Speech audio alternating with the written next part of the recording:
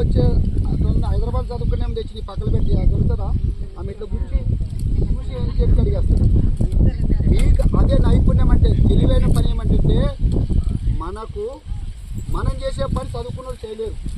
ఏం చెప్పింది, నైపుణ్యం కలిగిన కూలీలుగా గుర్తించాలి.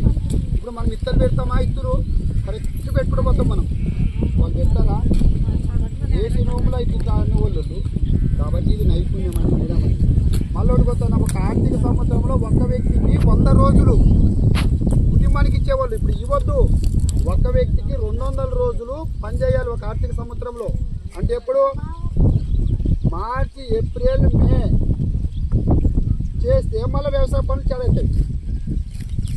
4 నెలలు మనం దీంట్లో పని చేయాలి, 6 నెలలు వ్యవసాయ పని చేయాలి. సంవత్సరం అయిపోయి కదా మనం వలసలు పోకుండా ఉండటము మన పిల్లలకు ఉపయోగపడుతుంది. ఇది మేడం చెప్పే విషయం. ఓకే, మేడం స్లోగన్స్ ఇస్తుంది. ఏమంటే మేము కార్మికులమే, మమ్మల్ని కార్మికులుగా గుర్తించాలి అని అన్నప్పుడు గుర్తించాలి అని అనుకుంటున్నాం.